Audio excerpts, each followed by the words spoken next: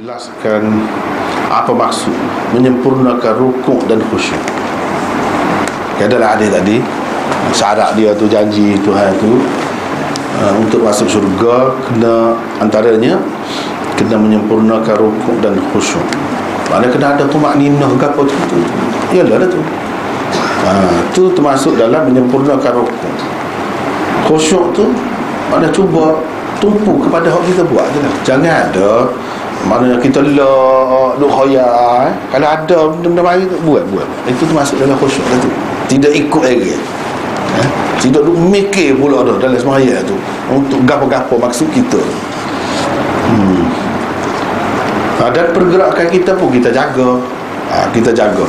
Dia kadang-kadang apabila khusyuk ni maksudnya asal makna dia tetap tidak bergerak.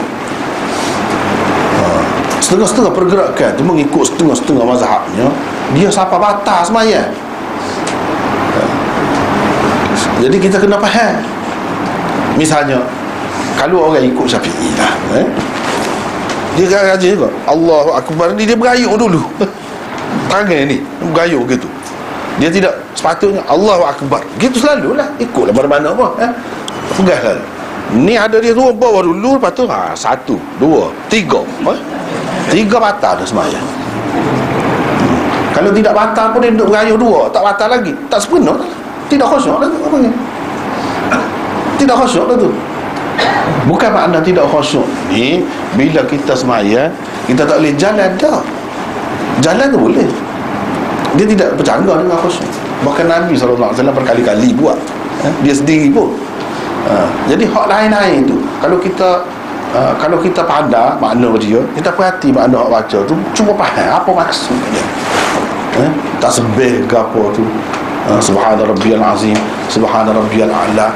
Aku duduk caca di bab. Saya ada tulis tu dalam mishkat. Kalau kita perhati perbuatan kita sembahyang tu, dia ada maksud dia. Kadang-kadang kita tak sedar. Tu jadi tidak khusyuk tu. Jadi kita duduk caca tu bab. Bapa duduk lagu kalau sembahyang ni bapa caca betul, tunduk, nak menyatakan sifat jalali Allah. Bagaimana kalau orang tu gagah, perkasa, orang kita bersalah dengan dia, kita duduk depan dia lagu mana keadaan kita? Lagu tu senyap, duduk dia tunduk gitu. Ni seseolahnya kita tu dalam keadaan gitu dengan Allah, takut, mengharapkan keampunan dia. Kalau dia balas, kalau dia tidak ampunkan dosa kita, lagu mana jadi berat, sebab kita ada kesalahan. Lagu itulah keadaan duduk. Cuba kita faham. Depan apa nama ni, kita kata ikutlah sampai lah ni, tidak sampai dulu ada depan penjajah kau, depan gapo kau, orang zalim kau, gitulah keadaan kita.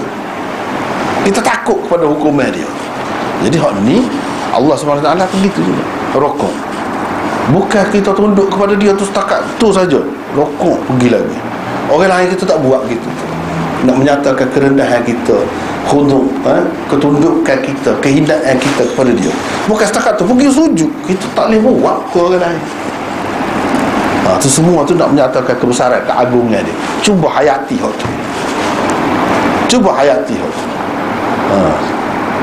Bahkan ketika ambil air sembahyang lagi, cuba ingat ambil air sembahyang terpaksa tu, mana gap. Jadi kalau kita fikir taubatlah, isyarat kepada rukun taubat, dia akan jadi rubah, dia akan jadi lagu lain, ada kesannya. Sebab apa ya tekan sangat suruh khusyuk sembahyang tu, nak suruh ada kesan tu lah. Tapi kalau kita tidak faham benda-benda ni semua, tak nampak lah, tak jeliga lah, tak jeliga. Jadi setiap benda buat tu biar faham, biar hikmat di sebalik tu, biar nampak. Barulah gitu. Itulah antaranya. Lepas tu kalau kita boleh faham makna dia, perhati makna dia, tu lagi lah. Kalau tak boleh pun, cuba ingat tadi perbuatan kita tu apa maksud.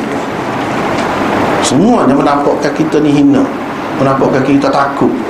Kita duduk di hadapan Tuhan yang maha perkasa, Jabbar, Qahar. Tuhan tu bukit tu, setara bukit gunung dia boleh pecah. Buat kita juga, kita duduk depan Tuhan hak lagu tu, sifat tu. Tuhan boleh gegar bumi jadi gepok bumi, kita duduk depan Tuhan lagu tu, cuba ingat, dia akan jadi khusyuk. Tak faham makna pun, tak faham makna hakikat perbuatan kita, gerak geri kita tu